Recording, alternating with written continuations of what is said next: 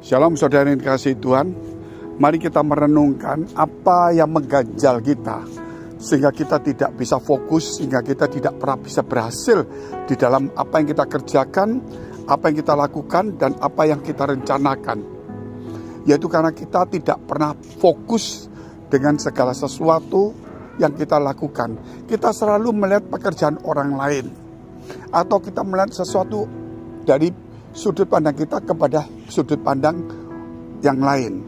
Tetapi seharusnya kita fokus dengan apa yang Tuhan berikan kepada kita. Sebagai seorang pengusaha, fokus di sana.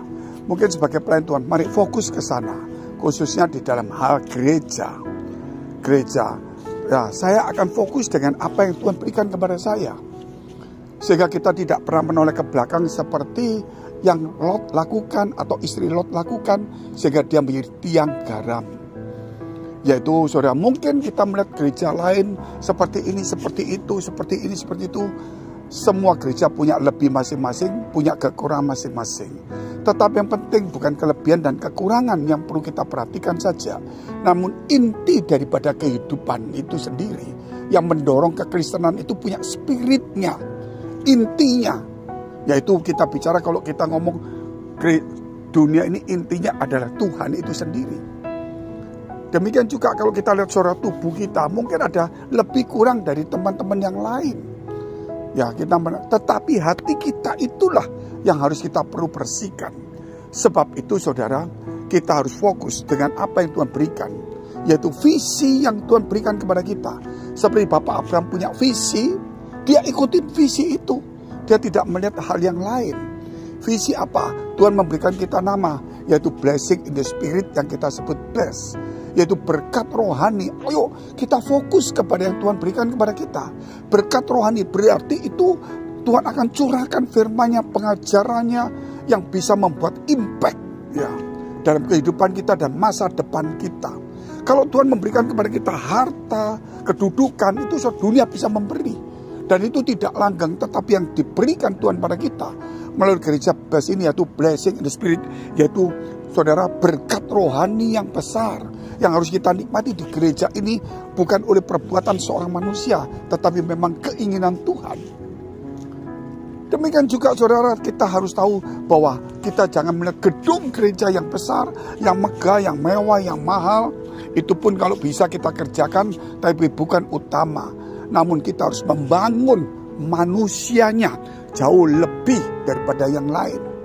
Kalau kita membangun sebuah gedung yang besar megah, mungkin kita akan menghabiskan waktu, daya, dana, dan upaya. Alangkah baiknya kalau kita membangun manusianya dulu. Setelah kita membangun manusianya, biar manusia itu berbondong-bondong membangun rumah Allah, yaitu pribadi, jemaat, yaitu kumpulan orang-orang percaya, bukan gedung-gedung dengan salib, dengan kemegahannya yang hanya dipakai kemudian ditinggal pulang. Namun kehidupan sesungguhnya bahwa Allah tidak mau ditaruh di sebuah gedung yang megah mewah, tetapi Tuhan mau ditaruh di dalam hati kita. Sebab itu Tuhan melihat baik Allah, dan Dia menubuatkan untuk diizinkan diruntuhkan, tetapi Dia membangun hati manusia. Karena Tuhan tidak mau tinggal di tempat di mana sebenarnya kalau kita melihat yaitu buatan tangan manusia, tetapi Tuhan ingin tinggal di buatan tangannya, yaitu hatimu dan hatiku. Mari kita fokus kepada apa yang Tuhan berikan, bahwa kita punya visi, anak-anak muda akan dipakai Tuhan karena berkat rohani. Bahkan kita tidak mengejar kekayaan, tidak mengejar berkat, namun upah itu ada. Bahwa Tuhan akan memberkati orang-orang di gereja kita untuk menjadi berkat bagi dunia, bagi pelayanan penginjilan di akhir zaman. Sehingga kita punya juga visi bahwa akan ada pengangkatan. Sudah siap enggak? Apa yang kita lakukan, apa yang kita kerjakan, semua ibadah kita, apakah saudara itu membuat ketika Tuhan datang kita diangkat? Itu satu pertanyaan yang perlu kita renungkan. Kita tidak bisa memungkiri hati nurani kita. Yang terakhir, marilah kita bersungguh-sungguh. Karena saudara, sungguh-sungguh itu mengubah hidup kita. Kalau kita kerja sungguh-sungguh akan mengubah hidup kita. Kalau kita ibadah sungguh-sungguh akan mengubah hidup kita. Kalau kita berdoa sungguh-sungguh, maka akan membuat apa yang kita doakan itu nyampe kepada surga. Marilah apa yang kita lakukan hari ini sungguh-sungguh. Yang membedakan kita dengan para nabi, dengan orang suci, itu bukan soal jabatan, tetapi kesungguhan kita. Walaupun kita seorang jemaat biasa, tapi kalau kita sungguh-sungguh berdoa, sungguh-sungguh ibadah, sungguh-sungguh melayani, sungguh-sungguh mencari Tuhan, dan sungguh-sungguh bekerja, kita orang suci. Sampai jumpa. Tuhan Yesus memberkati.